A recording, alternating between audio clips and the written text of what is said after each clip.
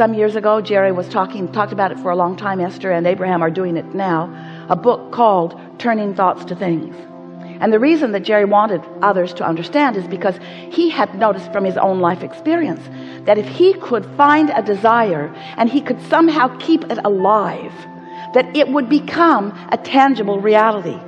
He wrote a paper many years ago, and the title of his paper was Keep Your Ideas to Yourself Until They Are Fully Developed, because he noted so many people that he was counseling about financial matters that when they wanted something and they began to speak to others who doubted their ability to accomplish it, they would undermine their confidence by forcing them to focus upon the reality that they were currently living. What makes you think you could do something like that when all you've ever done is something like this?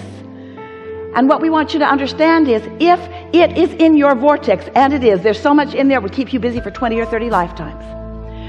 If it is in your vortex, and if you have found a moment here and a moment here and a moment here where you are not in disharmony with what's in your vortex, as your vortex becomes stronger and stronger by the non-physical focus upon it, and we want you to know there is non-physical focus upon it, once the idea comes to you,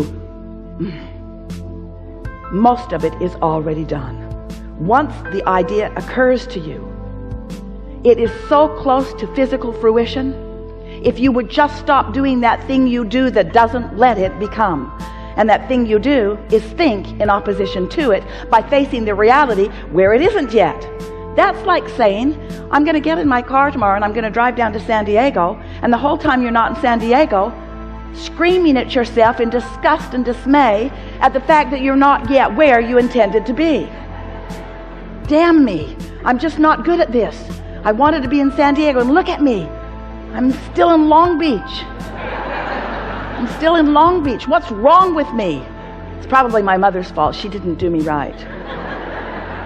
It's probably not good in a past life, and now I'm being punished. And what we want you to understand is that there's this delicious process of your thoughts becoming a thing. You get to watch the entire universe come into cooperation with you to accomplish anything that you desire. There is nothing that is off limits for you. If this time-space reality has the wherewithal to fill your vortex and become a dream or an idea or a desire within you, it is our absolute promise that this time-space reality has the wherewithal to deliver the goods. But you have to stay in harmony with your own desire. We have nothing more to say to you or anyone else ever.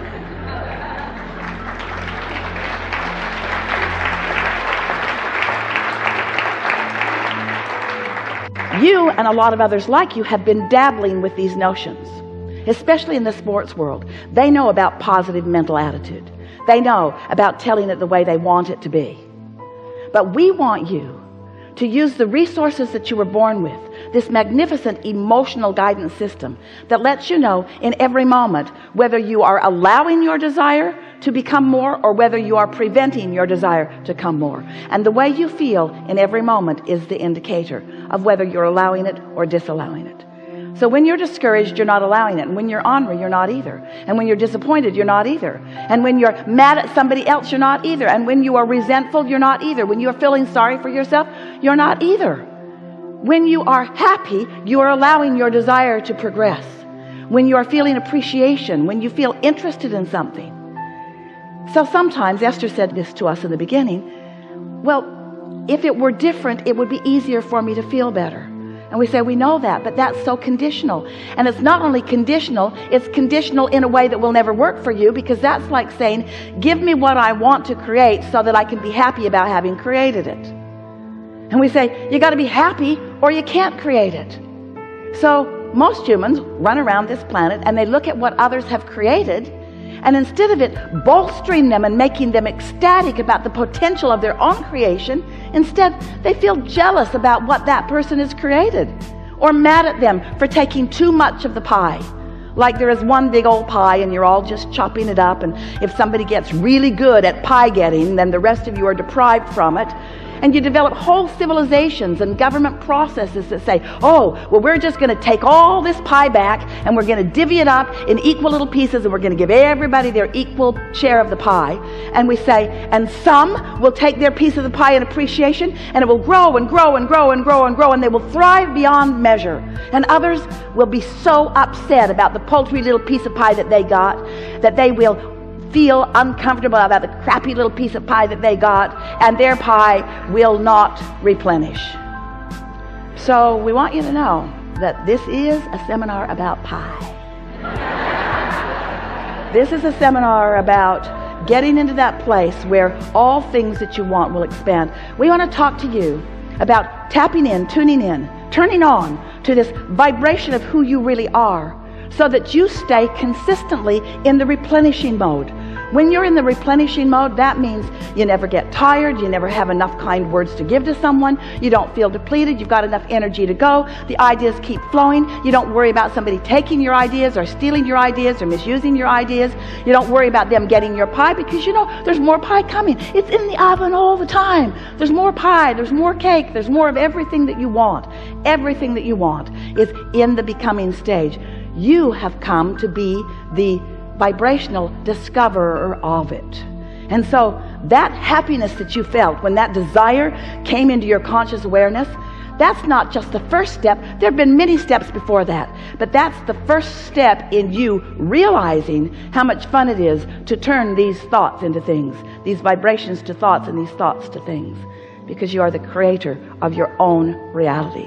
No one else can do it for you. No one else can put you in the receptive mode. Esther said to Jerry one time, you make me so happy. He said, that's not my plan. She said, okay. Alrighty then, never mind. He said, I don't want to make you happy, but I don't want to get in the way of your happiness either. Because he understood even then that your happiness is an inside job. Your happiness is about your relationship with who you really are. You came into this body and you're mixing it up and you're launching these rockets of desire, and you are vibrationally becoming. And the larger part of you, the source part of you, we've been for years calling that your inner being, has expanded as a result of your life here in this body, and has a vibrational frequency going on because of who you always have been and because of who you now are being. That non-physical part of you is a very strong, largest part of you. And law of attraction is responding to that vibrational state of being. So as you launch these rockets, you have no choice, if you want to feel good, other than to vibrationally keep up with the rockets that you've launched. And when you think about it, the worst you ever feel is when you know you want something and you think you can't have it. That's such a flawed premise, because that is never ever true.